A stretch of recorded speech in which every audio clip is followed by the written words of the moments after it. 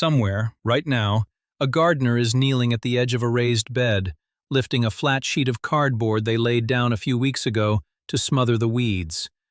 And the soil underneath is alive, earthworms everywhere, glistening, crowded right up at the surface. The gardener smiles. This is the proof, they think. The soil is thriving. The cardboard worked.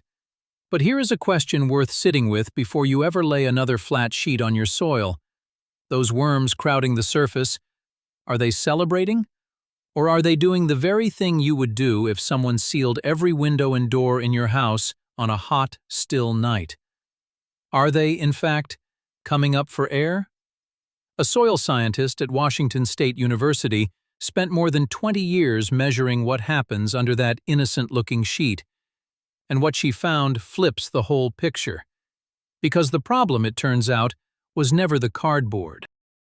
Cardboard is one of the most useful free materials a gardener will ever get their hands on.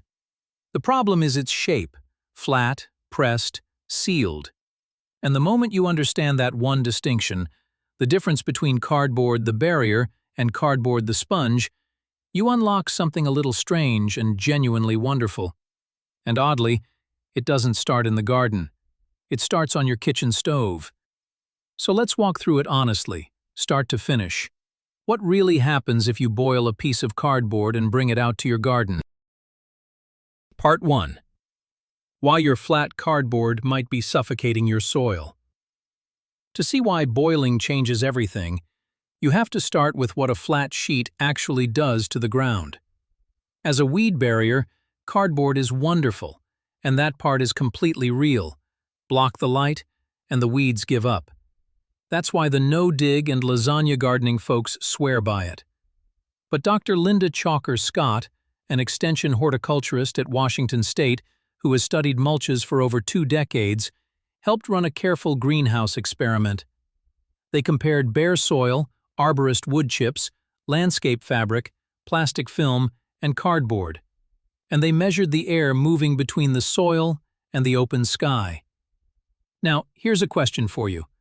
How much do you think a single flat sheet of cardboard slows that exchange of air compared to a loose layer of wood chips? Twice as much? 3 times? The measured answer was closer to tenfold. One flat sheet cut the soil's exchange of oxygen and carbon dioxide by roughly 10 times compared to breathable wood chips. Sit with what that means. Soil is not a dead thing you walk on. It breathes. Roots breathe, the microbes breathe, and earthworms breathe straight through their skin, which is exactly why they need air and moisture at the same time. Lay a flat, wet, slowly rotting sheet across the top, and you can quietly starve that whole underground city of the oxygen it lives on. The worms at the surface aren't always a standing ovation. Sometimes they're refugees. So every honest cardboard fan eventually meets the same tension. The carbon in cardboard is genuinely good food for soil life, but the flat, sealing shape of it can choke the very life you're trying to feed. For years, the only advice was, use it once, then bury it under wood chips, or simply, don't. But there is a third road, and it costs you nothing but a pot of water and half an hour. What if you could keep every bit of the carbon and throw away the seal? Part 2. The 30-minute change that turns a barrier into a sponge. Here's the turn most people miss entirely. You don't boil the cardboard to cook it into something. You boil it to change its shape from the inside out. Cardboard is mostly cellulose, the same tough fiber in dry leaves, spent stems, and the soft, rotting wood on a forest floor. Soil microbes and fungi are delighted to eat cellulose. It's their daily bread. But when that cellulose is bone dry, pressed flat and compacted into a stiff board, they can barely get a grip. They gnaw in slowly from the torn edges, which is exactly why a flat sheet can lie on your soil for months looking almost untouched. Drop that same board into hot water, though, and something physical happens you can watch with your own eyes. The heat and water force their way between the fibers, loosen them, and let them drink. The rigid board swells, slumps, and breaks down into a soft, damp pulp, somewhere between wet felt and cooled oatmeal. You've added nothing. You've simply taken a sealed brick of carbon and opened it into an airy, water-holding structure that soil life can move straight into. The barrier becomes a honeycomb. So why hot water, and not just a few days soaking in a bucket, which, to be fair, also works? Two honest reasons. First, speed. A hard board that would take days to soften surrenders in 30 to 60 minutes of simmering. Second, and almost nobody thinks of this one, heat sterilizes. A gentle boil kills off weed seeds and stray spores hiding in that second-hand box, and that becomes priceless the moment you start using this pulp to raise seedlings, where a single hidden weed seed can choke out the very plant you were trying to grow. The method itself is almost embarrassingly simple. Use plain brown cardboard only. No glossy coating, no waxy waterproofing, no heavy colored ink. Strip off every bit of plastic tape and every staple first. Tear it into pieces a couple of inches across. Soak it half an hour if you have time.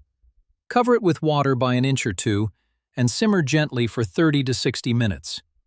You're not making glue. If it turns to thick paste, you've gone too far.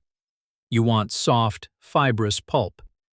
Then comes the one skill that matters more than any recipe in this whole video, the squeeze test. Let the pulp cool, take a handful, and squeeze. It should feel like a well-wrung sponge, holding together when pressed, falling apart easily when you poke it, releasing just a drop or two of water. Too wet and dripping, and it will pack back down and seal again, the exact problem you started with. Remember that feel. We'll come back to it for every single recipe that follows. Because once that bowl of soft carbon is cooling on your counter, you're not holding a weed barrier anymore. You're holding the raw material for 5 different tools, and then a 6th that I'd bet good money you've never tried. Let's build them one at a time. R. Blueprint segment. Before the ratios start flying, a quick word, because there's going to be a fair amount of measuring ahead, and nobody should have to scrawl it on the back of a seed packet while the video runs. On your screen right now there's a QR code. Just point your phone's camera at it, and it'll open the free Rooted Grace boiled cardboard blueprint. It's a printable guide with every formula in this video laid out plainly, the moisture squeeze test, a one-page chart of which boxes are safe and which to never touch, and a troubleshooting page for the day something smells off. Print it, tape it inside the shed door, and you'll never have to pause and rewind. It's a gift, no strings attached. Go ahead and grab it now, then let's get our hands dirty. Part 3. Tea leaves and cardboard, a slow, steady feast for earthworms. The first tool is the gentlest, and the right place to begin, a slow, patient food for earthworms and the microbes they depend on. Here's the part that catches people off guard. If you keep a worm bin, you've probably been feeding it fresh kitchen scraps, peels, cores, the soft tomato from the back of the fridge. That works, but it has one real weakness. Fresh, wet scraps break down fast and hot. Add too many, or let the moisture climb past about 75 or 80%, and the whole thing goes airless and sour within days. That's the bin that suddenly reeks of vinegar, draws clouds of little flies, and turns to sludge at the bottom. You didn't feed your worms, you drowned them. Soft cardboard pulp fixes this because it behaves like a forest floor, not a bucket of fermenting garbage. The cellulose holds water without collapsing into mush, and it keeps tiny air channels open all through the mix. The cool, damp, slow-changing world redworms love to work in. And notice what's actually doing the work. The structure and the moisture. Not a secret ingredient. You may have heard it's the starchy glue in the cardboard that draws the worms like a magnet. It's a lovely story, but it has never actually been shown to be true. The glue is a tiny sliver of the box, and the worms are really after the soft, damp, fungus-friendly fiber itself. Don't overthink it. A dependable mix is 1 part drained used tea leaves, 1 part soft cardboard pulp, and 1 part worm castings or old garden soil. The tea leaves earn their place. Cardboard is almost pure carbon with barely any nitrogen, and worms need nitrogen to thrive. Tea waste supplies it quietly. Want it more breathable still? Crumble in 10 to 20% dry leaves or a little biochar. Aim for that wrung sponge feel, around 60 to 70% moisture, holding together but never dripping. Let it rest half a day, then tuck it shallowly between beds, an inch or two down, or feed it to the worm bin in small handfuls. One rule: never dump it in a fat clump thicker than your hand. The center will run out of air, heat up, and turn against you. What you get is a feed that releases slowly and steadily instead of in one hot, acidic rush, more like the gentle leaf mold of a forest than a pile of rotting waste. And that raises a fair question. If this stuff is so good underground, what happens when you put a living seed right inside it? Part 4. Seed-starting pods that come alive. The second tool turns that same pulp into living seed-starting pods, and it's a small revelation for anyone who's ever wrestled a seedling out of a plastic tray. Think about the store-bought pods most of us have used. Peat pellets hold water well enough, but they're essentially inert, low in microbes, low in gentle nutrition, and once they dry out hard, they fight you when you try to wet them again. Now picture the opposite. A pod that's soft, faintly alive with microbes, and so willing to break apart that the roots simply grow through it and out into the bed, never even knowing they were transplanted. The recipe: 2 parts soft cardboard pulp, 1 part worm castings, 1 part fine compost, plus 10 to 15% coconut coir or fine biochar for air. Bring it to that familiar 60 to 70% squeeze. Holds its shape, no drips. Press it gently into little balls a couple of inches wide, or pack it into small cups or molds. Gently is the word. Pack it tight and you've sealed the air out again, and tender roots need those pockets to breathe. Let the pods firm up in a cool spot for half a day before you sow. The payoff is the thing experienced gardeners quietly treasure: no transplant shock. You're not yanking a root ball free and tearing half the fine roots in the process. The whole pod goes into the ground and dissolves into it. A peat pellet is a water sponge with a seed in it. This is a living plug: moisture, gentle food, and a starter culture of soil life, all wrapped around the root from day one. Which raises the next question. If a small handful of softened carbon can wake up a seed, what could a small handful do for a whole sluggish compost pile? Part 5. A spoonful of starter for a stubborn pile. The third tool is for anyone whose compost pile just sits there, dry and unchanging, month after month. You do not need to boil a whole pile. That would be absurd. The idea is to make a small batch of starter, a little hot-wired patch of softened carbon that you tuck into the heart of the heap to wake the rest of it up. It's the same logic as a sourdough starter or a handful of old finished compost. A small, lively seed that spreads. This is the answer to a problem every gardener knows. Pile in dry leaves, dry grass, torn cardboard, and they can just sit there, parched and intact, for the better part of a year. Microbes can't move into material that's hard, dry, and airless. So take a small pot, add some soft cardboard pulp, crumbled dry leaves and brown paper, cover with water, and warm it for half an hour until it's soft and crumbly. Cool it, squeeze it to that damp, not dripping sponge, and stir in a little finished compost, worm castings, or plain garden soil to load it with living microbes. Now thread that starter through the middle of your pile in thin layers, alternating with the dry browns and the green scraps. You've only treated a small batch, but you've planted dozens of moist, living ignition points right where the pile needs them. And from each one, decomposition spreads outward into the dry material around it. Compared to just tossing dry cardboard in and hoping, this keeps things moist, even, and far less likely to leave you with dry pockets sulking unchanged into next spring. And speaking of moisture spreading where you need it, what if you could bury that ability right next to a thirsty plant on the hottest week of summer?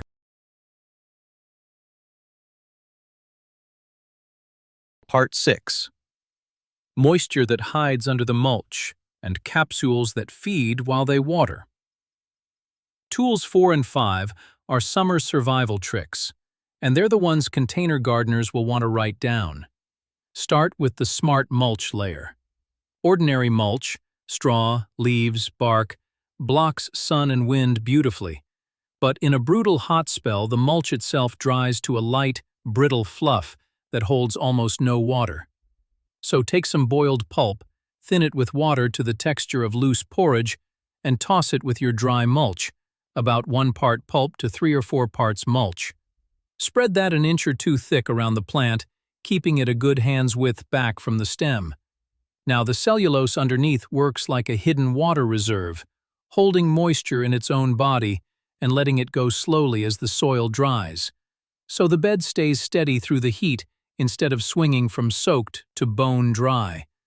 But here's the warning that has to ride along with it every single time. This layer must stay loose and breathable. Never pour thick pulp straight onto the soil like wet plaster. Pack it dense, and you've recreated the exact sealing problem we started this whole video fighting. Airless soil, fungal trouble, root rot. The goal is a mulch that holds water intelligently, not a lid that smothers the ground. Then the most useful one for pots, moisture-holding capsules. Mix 2 parts pulp, 1 part worm castings, 1 part fine compost, a ½ part drained tea waste, and a little biochar. Squeeze to the usual damp sponge, roll into balls a couple of inches wide, and let them firm up in the shade for half a day so the outside sets while the inside stays moist. Bury them around the root zone, a few inches down and a good hand's width from the stem, 1 or 2 for a pot, 3 to 5 around a tomato or a pepper in a bed. People reach for hydrogel crystals or slow-release chemical pellets for this, and yes, those hold water aggressively. But they do one job and walk away. These little capsules drink in your watering and release it slowly back to the roots, and at the same time they're seeding that spot with microbes, feeding the soil life, and slowly becoming soil themselves. They won't out-soak a petroleum gel on day 1, but a month later, the gel is still a gel, and your capsule has turned into living earth. That's a trade worth understanding. And it leads to the strangest, most wonderful uses of all, the ones almost nobody has tried. Part 7. The real magic. What you mix the pulp with. Here's the secret that ties everything together, and once you have it, you'll invent your own recipes for the rest of your gardening life. Cardboard pulp gives you 3 things. It holds water, it keeps structure loose, and it slowly feeds the soil with carbon. But it gives you almost no actual plant food. So the trick is always the same. Pair it with a partner that supplies exactly what it lacks. And the most delightful partner of all turns you into something close to a paper maker. Take your pulp, blend it loose and wet, stir in a pinch of worm castings and a scatter of fast-sprouting seeds, lettuce, radish, basil, marigold. Spread it thin as a pancake on a sheet of screen or cloth and let it dry. What you've made is seed paper. Tear off a piece, lay it on the soil, cover it lightly, water it, and the whole sheet dissolves while the seeds come up right through it. No fuss, no transplant. And because you boiled it, it's clean. No weed seeds smuggled in. Now think about who this is really for. You can make it sitting at the kitchen table. No bending, no hauling heavy bags of mix, no aching knees. You can roll it up and store it dry all season. And you can give it away. A sheet of basil seed paper or a strip seeded with wildflowers makes a small, heartfelt gift for a grandchild or a neighbor. A discarded delivery box becomes a present. That's a lovely thing to do with what was headed for the bin. Want to push it further? 2 more partner recipes. First, a soil-building cake. Pulp, used coffee grounds, and finely crushed eggshell, pressed into patties and tucked shallowly into a bed. The coffee adds the nitrogen the cardboard sorely lacks. But let me clear up 2 myths right here, because you've surely heard them both. Used coffee grounds do not meaningfully acidify your soil.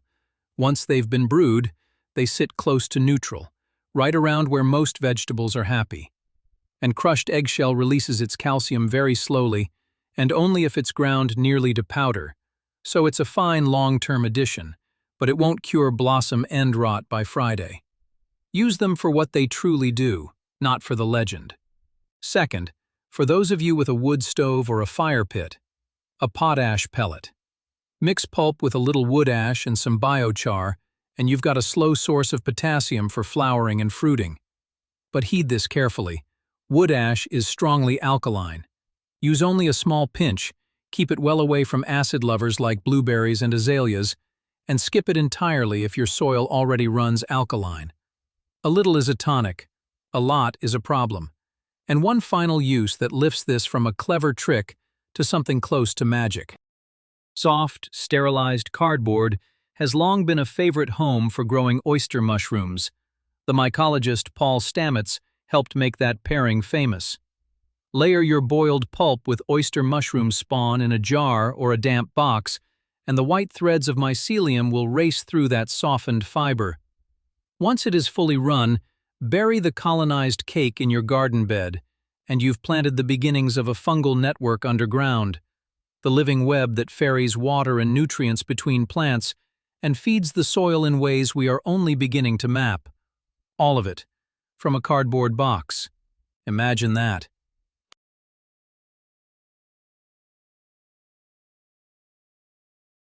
The one mistake that turns all of this against you.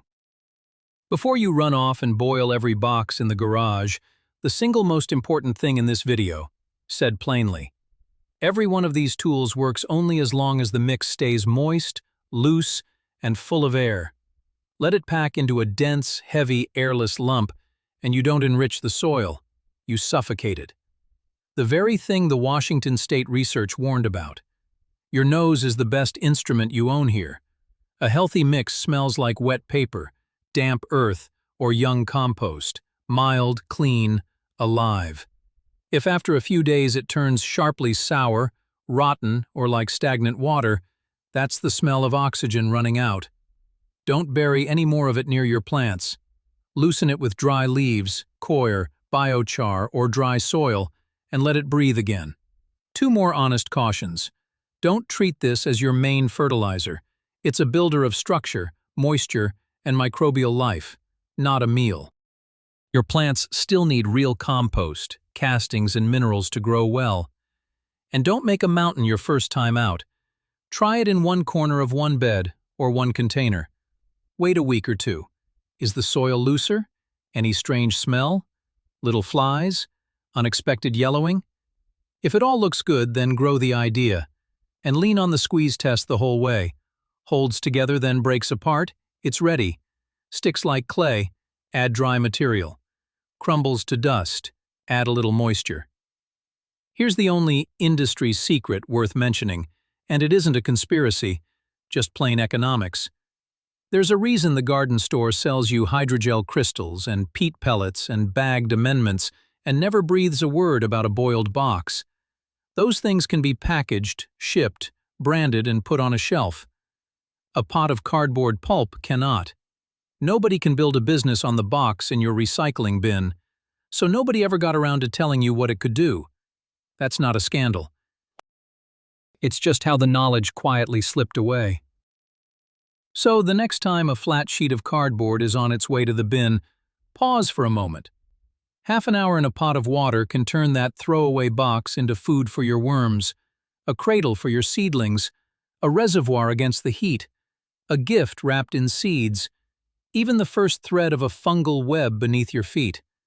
The garden has always rewarded the people who look twice at what everyone else calls waste. Boil the box.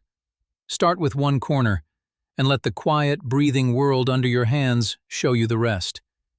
If this opened your eyes to something, share it with a gardener who's still laying flat sheets on their soil.